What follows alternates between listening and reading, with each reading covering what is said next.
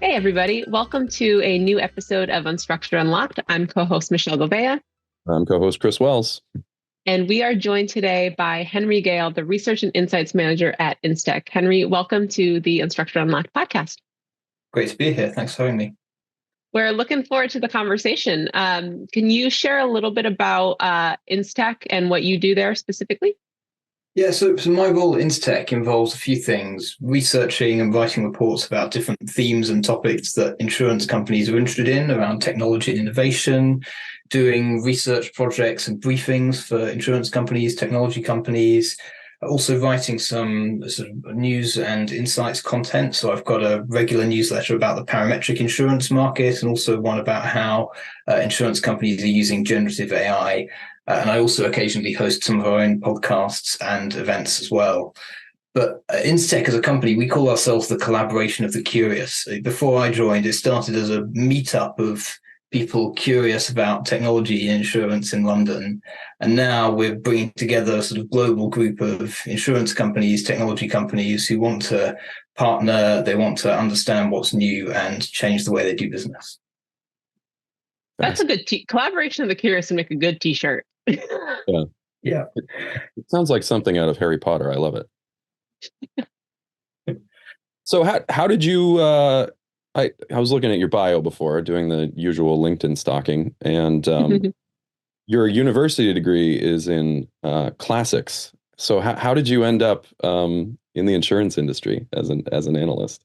Yeah, well, InsTech has been my first job. I joined as a research analyst just under 3 years ago, and it's been great to sort of be absolutely thrown into the world of Insurtech and insurance. But yes, I mean, I think, I didn't imagine I'd necessarily be working in the insurance industry when I did my degree, but I wanted to be open to lots of different things. And I'm very glad I came across InsTech because it's been, one of the most exciting areas of the insurance industry to learn about the new products that insurance companies are coming up with to tackle emerging risks, climate change, but also how generative AI, other new technologies are helping insurers do what they already do in a better way. Yeah, you joined at maybe one of the most volatile times in the history of insurance ever. So I'm sure you haven't been bored. Also, your response makes me think we need to do like a clip show of people saying, I don't know how I ended up in the insurance industry, but here I am, because we get that answer a lot. That's great. Yeah. So talk to us a little bit more about what the actual work is. Like, what's your day-to-day look like? Yeah, well, insurance companies come to us to help understand the technology landscape better or understand where they can innovate with new products as well. So, I'm regularly on calls with different insurance companies of different sizes, many of them in the London insurance market, but also globally. And they might have specific technology challenges. They might be looking to implement a new technology like an underwriting workbench. We've got databases of all the technology companies that are out there that we can search through to help them find who their ideal partner might be. We can connect them to people, through our events and our podcasts. We have other resources that we can direct them to or help people get connected. So, for me, part of it is writing about a market. If I've got a specific project to write about, say, submission ingestion, I'll go and look at all the vendors that are out there, understand the differences, write out an analysis that then people can use. And, that goes out to our network. Lots of people use them, but it's also on a more, one-to-one basis when people come with their queries. And Henry, do you find that a lot of those questions for you, are they the big strategic, like, what can I do with this type of technology? Or is it very focused on, I have this problem and I want this type of solution? Who do you know of that I can talk to? It varies a lot. And it varies, I think, a lot of it is on the size of the company. Of course, it sometimes depends on the individual involved. But there are some companies that just want to know, okay, generative AI, what's going on? And, every month they might be asking me that question and seeing what my latest response is from everything we've been picking up in the market. I want to know the answer to that question. But sometimes it can be very focused, and we're not always at exactly the same point in the sort of technology adoption cycle. Obviously, insurers have to figure out they've got a problem, and then what is the solution to that problem, and then who's out there to fix that. And we could come in at any of those stages, really. Circling back, you mentioned submissions intake, which is a topic we often touch on. A recent guest made what I thought at the time was a somewhat controversial statement that the technology stack for intake, specifically on the underwriting side, for example, was starting to crystallize, and it was starting to sort of emerge as like these are the set of tools. You have options for what those tools are, but the main set of tools was starting to crystallize. And I wonder what your reaction to that is. I think, I don't want to disagree with your other guests too much, but I don't know who it is. But I think, I don't think anyone's told the rest of the insurance industry in that, there's actually there's lots of insurance companies out there. They may think there is a tool for me, but a lot of them haven't adopted much, if anything. And that thing about company size, you've obviously got some very large insurance companies out there who have massive technology budgets. They understand how making a big investment in submissions ingestion is going to change the way they work. But there's also lots of insurance companies with fewer than 1,000 employees working in the London insurance market. They're dealing with lots of very complex submissions. And the most complex submissions are the ones that haven't been automated yet. We're not talking about personal lines here. So I think the technology may be out there to do it right now, but I don't think I wouldn't say it's been widely adopted. And even those that have started to adopt it are in the sort of, okay, we've tried this for a few months, we've tried this for a year, how can we slightly tweak it? I think it also, from what we see, and Henry, I wonder what you see. Going back to that statement, each carrier is different, so they have different distribution strategies. So their submission intake is going to look different, right? And then you layer in the geography component and how the regulatory environment will impact how submission is done or how third-party data can be used. And so, I agree with you. I think we're a long ways away from saying this is the tech stack and this is, table stakes and anything. Let's look for the next differentiator. But that's what I see too. We're in our day-to-day, there's no shortage of people saying, what are the technological solutions that we can partner with to find, to better improve our submission intake and our automating the underwriting process. So, I don't think I disagreed with whoever that guest was on the podcast, but I'll do it now. Yeah. I think you've got to start small, haven't you? And I think in a lot of cases, people have started with something quite small, and it's not scaled up to the whole business yet. And so that also means that as you try and adapt it to different lines of business or different sizes of deal, there are going to be more challenges which emerge. The solutions may change somewhat. So yeah, when you're speaking to folks, they're asking your advice. Is it strictly about the tool set, or do you also advise on, the approach, like start small, build grassroots, whatever the advice is? But do you also advise there? Well, it can be a bit of both. I mean, we're not sort of an implementation advisory type company, so we don't go into all of that detail. But there's stuff we pick up from all our different conversations with insurance companies that we can say, well, your peers really struggle when they try to do this without naming them. Maybe you should look to do something a bit differently. And I think, and in some ways, you can see that the challenges of doing things a certain way in the past affect how we're doing them at the moment. Really difficult projects to digitize everything all at once. Big transformation projects which have not worked as expected, or they've sometimes gone quite badly. That affects not just the approach to using technology in the future, but there's a cultural shift, which means you sort of have to start small, for example.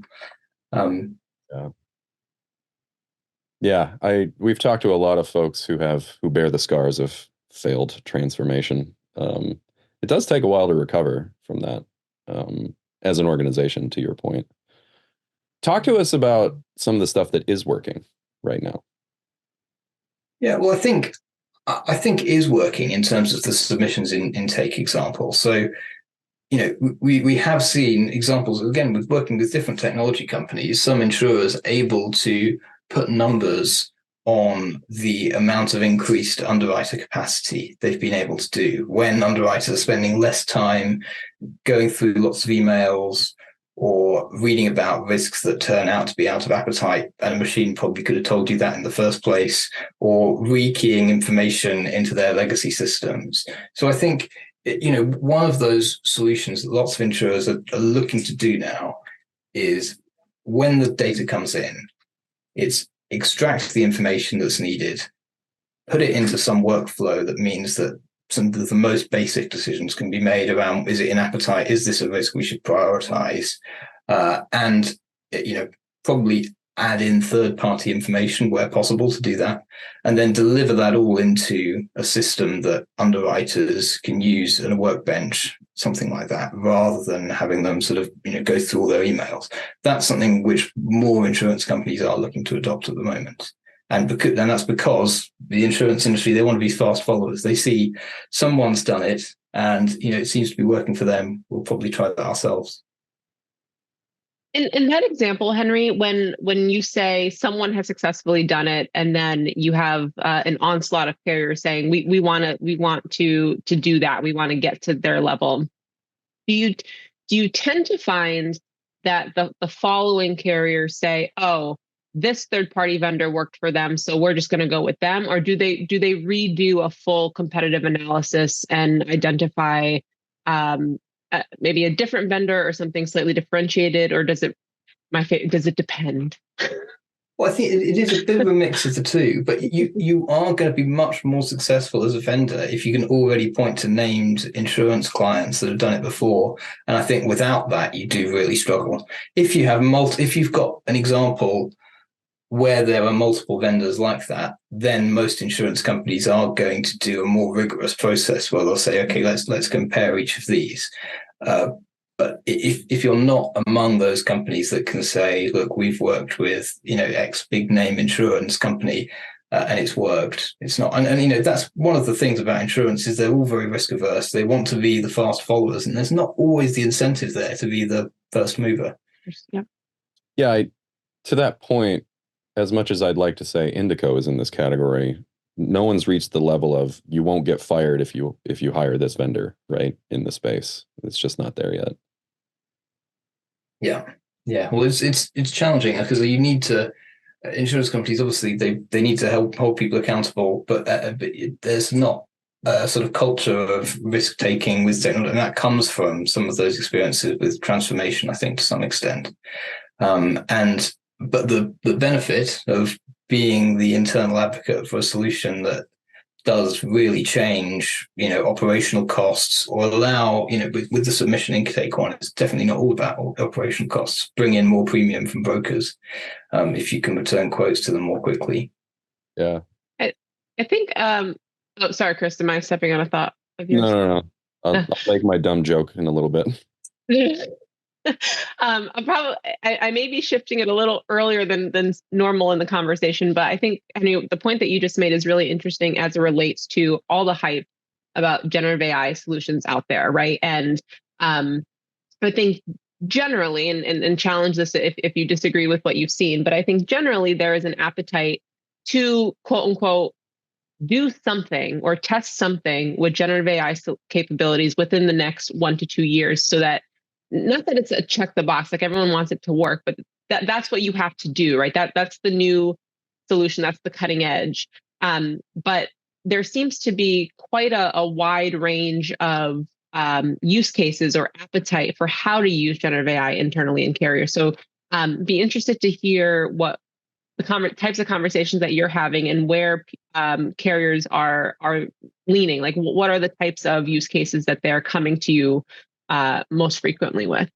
I think there's an element to that, which is the consequence of the hype cycle, right? And the fact that everyone's using it as a consumer, because insurance companies, their most senior executives and their board members have got kids using ChatGPT, showing it to these senior people who don't quite know what to make of it, but think it's going to change the world, bringing it up. And then they obviously task someone slightly junior to them with figuring out how to use this, which is not really a very strategic approach that is actually going to bring a lot of value in the long term, unless you've got a very, very clever person beneath you who's going to figure out how to solve all that problems.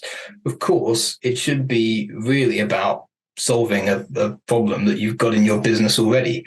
And, this is what it has the capability to do in different areas.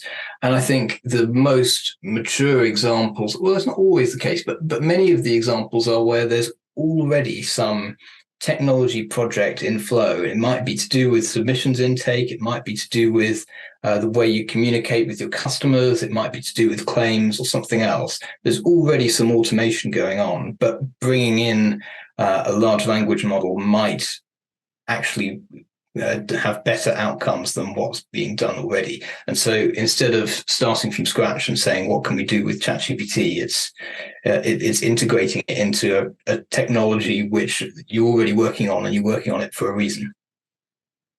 Yeah, I want to just reemphasize that point, right? It's a tool like any other model or technology. And just because you have a wrench, that doesn't mean everything's pipes, right? So go find the spot where you need a wrench. Given where you sit and the level of contact you have with the industry, where do you think we are on the hype cycle? Has the wave crested or still growing? I don't think it's actually finished. I think there's still more to go, actually. It does depend who you talk to, because I think some people get more easily exhausted with this type of hype than others. But I think there's also more use cases to come. So I think, given that, and I follow this by writing a newsletter every month about how insurance companies are using generative AI. Highly recommended, by the way. Highly recommended. Really at the sort of, halfway through 2023, you had a number of insurers already coming out saying, this is some great pilot project we've come up with. Now we're coming to the end. We're getting the first few saying we did the pilot project and now we're starting to do it in production. And so, and there are yet more pilot projects to be announced in various press releases and media articles. So that, I think, is going to keep it going, because it's not just more of the same. There should start to be, and I'm already seeing this, a qualitative shift towards, okay, well, we understand that we've created a spreadsheet with 100 possible use cases in our company, but one of our peers is already ahead of us because they've started to use more than one of these use cases live, or there's just more evidence of it being real. What's real now? And it might be that most of those use cases, there's already the technology and there's someone out there who could be doing it. It could be real, but the investment hasn't necessarily got there yet. And the other aspect to it, of course, is how insurance companies set their budgets. And, they hadn't set their budgets at the end of last year. So think about generative AI. Now it's more on the agenda. Yeah, it's interesting. I'm the grizzled old tech veteran on this call. And it's funny how much of a resemblance this hype cycle bears to the last AI hype cycle from 7-8 years ago, when Transformers, came on the scene. Everyone in the C-suite was like, we have to get us some more AI, and the people below didn't know exactly what to do with it. I think, to your point, Henry, about everyone this capturing the collective consciousness, is that back then you would have to write TensorFlow code to interact with this technology. Now you just query into a chatbot. And so it's easier to imagine what types of problems that kind of a tool might solve. I guess that's the one difference, one critical difference I would point out between the two hype cycles. In the past, because you needed to write code, if you've been tasked to go away and find out what you can do with AI, you can go to your manager and say, okay, well, this is what I can do, but it's very, very complicated and it's going to cost a lot of money. Whereas now it's a bit harder to do that because it's so much more obvious that it's very clever and it can do lots of things. And so, that may well mean that it's used a bit more as well, because there's an extent to which this hype cycle is also benefiting, traditional AI, if we can call it that, as well as generative, AI. Yeah, I like that some people have started to use SLM, small language model, to differentiate the two technologies. I will say, at the moment, from where I sit, Gen AI is at the very least muddying the waters in terms of what AI technology is the proper one for a given problem. I would still argue that until underwriters get to the point where they want the bot to really make the decision for them and document the decision, the smaller for-purpose models for extracting data are the way to go, for a variety of reasons. But at the very least, the fact that you have some semblance of an idea of why they're saying what they're saying to you. I think what's really interesting to me is, as Henry, you alluded to, that anyone now can use AI, right? Because their kids are using it, or they're using it in their personal life, and so why wouldn't they bring it to their work life? And I do wonder how, given the regulatory landscape of the insurance industry, which is necessary, right, and the challenges that will come with regulating the use of Gen AI in decision making, in the data that's pulled in and used for the models, et cetera, how quickly people will get frustrated with the fact that the insurance industry does, just by not because it wants to, but just by means of all of those factors, does have to move slower in implementing this than you would if you just clicked on your computer at home and started asking questions. And so we've talked a lot about, the workforce and how it'll shift using Gen AI, but I do wonder of the current workforce of there's all this great conversation about how this will improve your day to day, but in the short term, I do imagine that there's going to be a lot of frustration and maybe even resentment of this is so easy to use. I use it every day. Why can't I use it here? And so I do wonder about POC to pilot to in production, how long that will actually take for some of the key decision-making use cases within a carrier. Yeah, I think that's right. But it's also, I was reading one of the, articles about, your employees are probably using ChatGPT at work, even if you've banned it, and the first example it gave was someone from an insurance company who obviously didn't want to be named. This is obviously happening already, but it's not without a solution, because there are insurance companies that have already, worked with Microsoft and OpenAI to set up their own privately hosted ChatGPT equivalent. And, so Marsh McLennan announced that across their business recently. AXA have done that. Nationwide have done that. There are a couple others, large names, that are going to do it very soon in the future. And, I suppose they're doing it now, 12 months after ChatGPT was released. Well, that is a long time. But actually, most consumers probably, took a while to get onto the idea of using ChatGPT for most of their tasks as well. So I think it's not too bad in that sense. And I think it is interesting as a use case that before many of the process examples, actually integrating generative AI into real core business functions like underwriting or claims, which are probably going to bring more value in the long term. Insurers have gone first in some cases with this. We're going to have an in-house ChatGPT equivalent, because really that's how most people interact with generative AI. That's what they want to be able to use. They know how to use it already. And so I think that's an interesting first step. And of course, once you've set that up, the technology for that on some privately hosted thing, there's nothing to stop your development teams or working with third-party providers to then use that instance of GPT on a Microsoft server somewhere, for example, or Google or someone else, to create a business process that's been enhanced by Gen AI. So I'm really fascinated by the sort of, big public API only models versus open source. I watch that very closely. How closely are insurance technology leaders following that race, or are they not at all? At technology companies, I think they are quite a lot, because they want to figure out how much, they need to manage their own costs of API calls, or they want to figure out how much they can do in-house and fine-tuning models, those sorts of things. So I think at the technology companies, there's quite an understanding of that, at least at the ones that are most on top of this. Generally, of course, generative AI technology could be a challenge to many insurance technology companies that are out there that have spent a long time training a model to do one specific thing, and now we've got a general purpose model that can do lots of different things in a different way. So it's not, in some cases that's been the case, but most, of course, have understood that, and they want to take the most advantage of access to this AI as possible. And that often means exploring all the different avenues with the different providers. And insurance companies, I think there's less, especially, the largest insurance companies will have tech teams that are looking at this. But broadly, lots of people aren't really going into all the details of the different foundational models aside from OpenAI.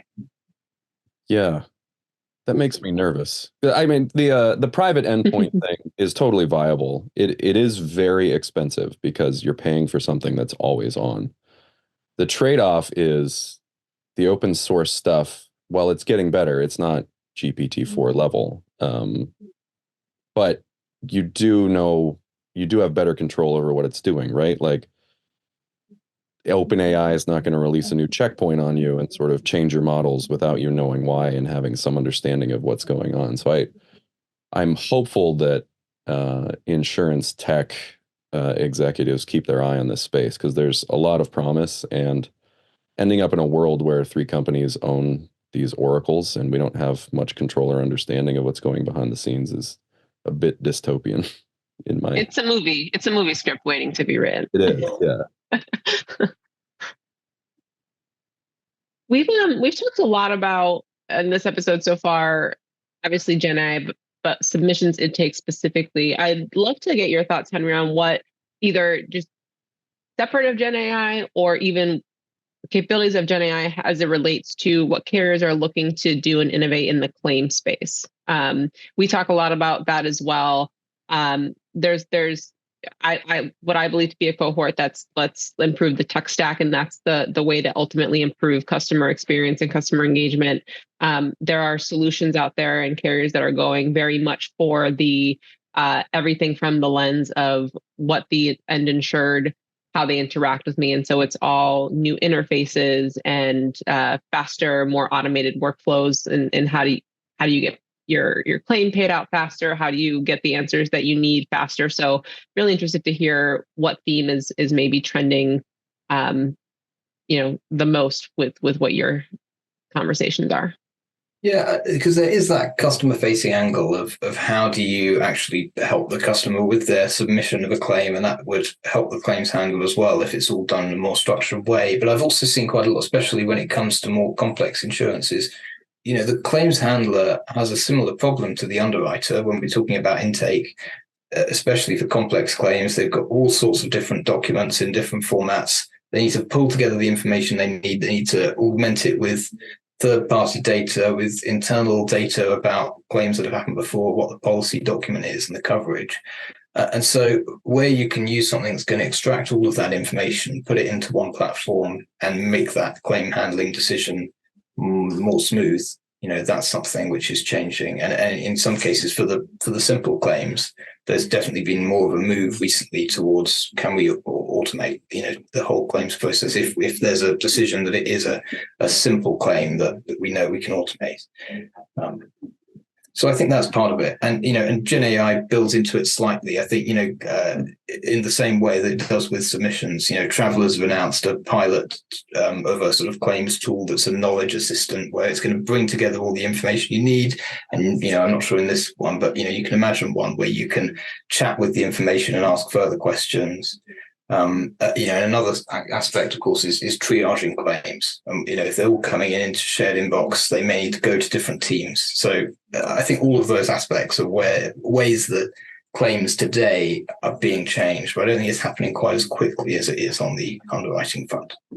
Yeah, the claims and underwriting co-pilot framing of using Gen AI makes a ton of sense to me. I also like, and we've talked about this one before on other podcasts, the Gen AI that can sort of look ahead in the inbox and say, reach down to this one. This one's something you're really going to want to look at. I think that's a really useful framework. But I am encouraged that I think I hear you saying that humans are still in the driver's seat. The AI is just the co-pilot for now. Yeah. And I think most insurance companies they don't want to cut the human out. They want to make their humans more productive, and that's what their employees want as well. But I think in most cases, the complexity of the decision making, we're not quite there yet for many claims and underwriting examples to be able to, on any large scale, make those decisions automatically. Yeah. So you mentioned that we've reached the point in this tech cycle where the first sort of pilots, POCs, are going to production. And you talked about some of the use cases that you think are going to stick. What have you seen? What have you seen getting, put on the chopping block? Stuff that isn't working. That's a good question, isn't it? I think it doesn't necessarily go. It probably goes lower down the spreadsheet for later. Some of those things, but I think it's quite different at different insurance companies. So I think in general, you can split most of the use cases for insurance into this is something to do with underwriting or submissions. It's something to do with claims. It's something to do with distribution, and there's some interesting use cases there. Or it's some customer service type chatbots. I think maybe what's gone lower down the list and where people thought there was the ambition to do something bigger before is what we were just talking about, is taking the human out of the loop in many cases and making those decisions automatically. Because I think, the first time people saw technology, they thought, well, you can just give GPT-4 all the information that an underwriter would give, tell it all of our underwriting rules, and then get it to make the decision. I think people have moved beyond that and said, okay, well, we're just going to use this to inform decisions rather than make them. But it has varied from company to company as to whether they've put more of a focus towards customer service or underwriting or distribution or claims. And there are examples which have gone to some length in each of them, I think.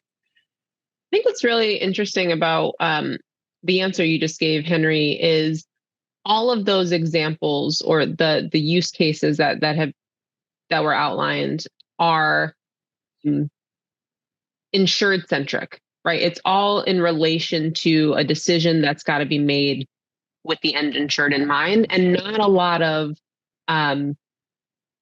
back office. This is how can Gen AI help my day-to-day workflow when it's just something that lives within the four walls of the carrier. So I'm thinking like finance or treasury functions, analytics and reporting for things that are happening just up and down the organization at the carrier level. I can imagine a number of use cases for that as well, but those don't seem to be generating as much interest at least from what we're reading, and maybe we're just not because the end consumers don't care about what the carriers are using for internally. But I just find that really interesting.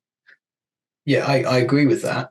I think maybe partially, and I'm sort of thinking on the fly here, it could be to do with the fact that some of those are, if you implement an automation or an AI solution, you gain an operational efficiency, but you don't necessarily get another benefit on top of that. Whereas if you can process submissions more quickly and give underwriters more decision-ready information, that means you can underwrite more business and that increases your revenue. Or in the claims side, if you can deliver the claims resolutions more quickly, your customer, it's better for the customer, and so they're more likely to renew the business. So you can see how it more closely links, I think, to some of those business fundamentals. I think that's why those areas have been more priority. Interesting. You when you're going through the list, you mentioned AI applications in distribution, and that's not something we've touched on a lot, at least not recently in the podcast. So I wonder if you could unpack that just a bit. Well, so this could be on the broker side. They do marketing emails, for example, personalized emails to potential clients or clients. There are some companies that are now they're using tech platforms that are out there to use automatically generated emails, where again you can sort of have the email generated. You just have to click send if you think it's appropriate.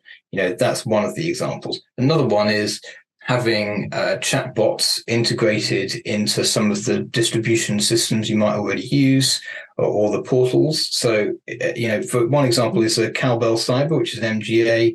They've come up with their own chatbot, which they're offering to policyholders and brokers to ask questions about the cyber policies that are out there, to ask questions about cybersecurity, which is obviously very relevant for their line of business. And there are also, other companies, consumer insurance companies that are now putting GPT into their online chatbots on their website to help provide information about what is this insurance product, and will it help me?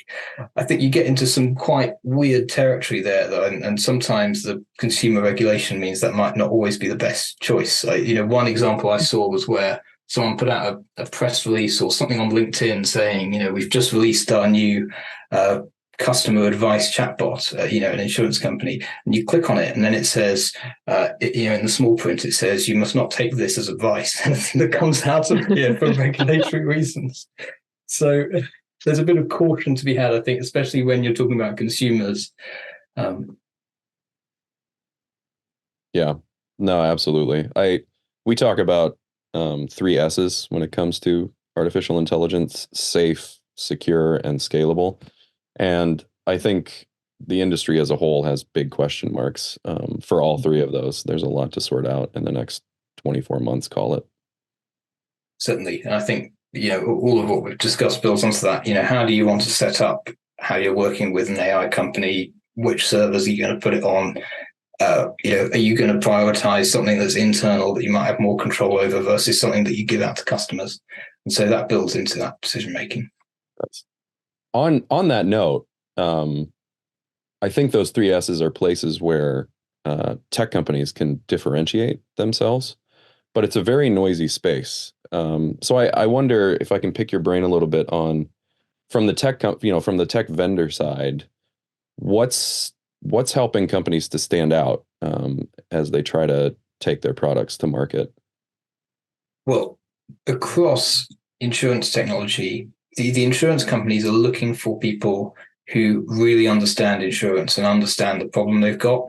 And so, it's almost too obvious, but it can't be emphasized enough that if you've got people in your company who have probably worked at insurance companies before, can really articulate exactly the problem that you've got at your insurance company, that is the immediate credibility that actually a lot of technology companies really struggle with, especially if they've come into insurance from other industries or if they've started up with limited experience, because that is the trust that you need if you want to get that first 1 or 2 insurance customers. So, yeah, it's very tribal. You have to speak the language, or they'll know that you're not part of the tribe.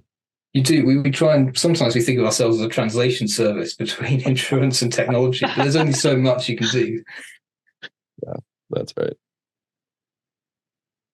I think what's interesting too is in the current landscape is everyone at least has a base understanding of Gen AI. So you're not coming in having to give a full tech sales pitch before you actually get to the applicability, which is a shift probably from 3 to 5 years ago of these insurtechs coming in and leading with here's the technology, in the room going, I still know what you do. I'm just looking for a solution that does this for me, right? And so there's the what's been really interesting about this Gen AI is that everyone seems to have a basic understanding of what it can do.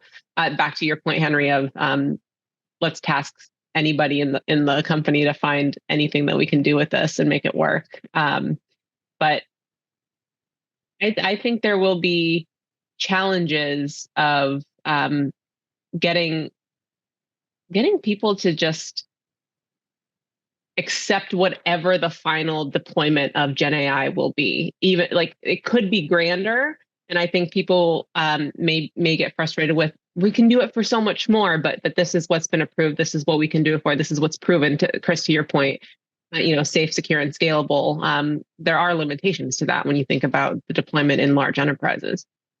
Yeah, and I think what you were saying earlier. There's 2 dynamics which emerge from that, which is, one, either you have people who have heard so much about generative AI that they sort of don't want to hear about the technology. We all understand the technology. We just want to know the solution. We've got this specific problem. So, stop telling us what ChatGPT does. But then you've also got, there are some technology companies now that are saying, well, our sales cycles have really gone down for insurance companies because they're so keen on generative AI. And, obviously the insurance being a slow adopter of technology and that speeding up is not necessarily a bad thing. But if that has come from a position of we need to use Gen AI, whatever it's for, that's not a very strategic approach. And that's probably not going to lead to the best outcomes either. But as you say, it's an unpredictable technology. Not everyone, no one really knows exactly what the limits of a large language model is. And so you have to, when you want to put it into production, you need to do a lot of testing. You need to start with something that's very limited so that you can be sure that it's going to respond in a predictable way, because whether that is presenting information to an underwriter that it uses to make a decision, or something like delivering information to a broker or a customer, you need to be pretty sure that that's not going to give something that's wildly out there. Yeah. That last point you made about using it at all costs, that reminds me of the blockchain hype cycle. I was in financial services at the time, and it was like, oh, this, more blockchain for everything. And then we'll vague hand-waving statements, ... profit. So I think for that reason, there's a lesson there.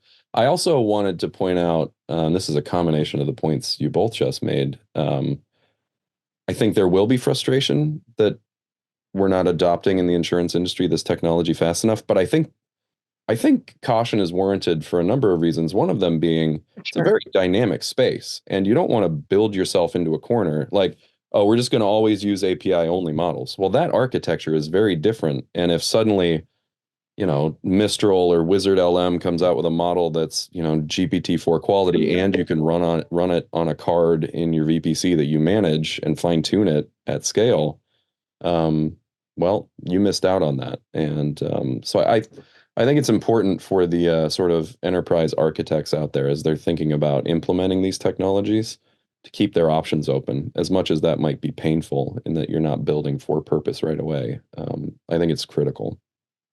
And I think there's less of in the past, insurance has been a slow adopter compared to the rest of financial services, but it has picked up on generative AI. You can also answer this, but the same sort of pace that other sectors are doing. And so there's less reason to complain and say, we've been really, really slow here. Yep, absolutely. Well, I want to do one thing that we normally do on this show, and that's ask you to look into your crystal ball. And because this technology is moving so quickly, I'll only ask for 6 months ahead. What do you think this conversation will be like 6 months from now when we have you back? Well, I think we'll have some more examples of insurance companies that we can name actually saying that they've used it for a real purpose. We've had various pilot examples. The one I wanted to mention, just because it's so out there, is Nationwide announced a few weeks ago that they've been using generative AI to come up with pet health insights for all their pet insurance policyholders. So they take a whole load of information there about pet health, and they combine it with the information they've got about each policyholder's pet and their history, and they're giving it to deliver. I mean, that's a pilot as far as I understand it. And it's out there idea. It's very different to everything else we've been talking about. I hope that in 6 months' time we'll have more examples like that we probably haven't thought of in this conversation, but also some more figures to say, okay, well, this company implemented this for their submissions, and it's resulted in this percentage increase in gross written premium over the number of employees they've got in underwriting teams.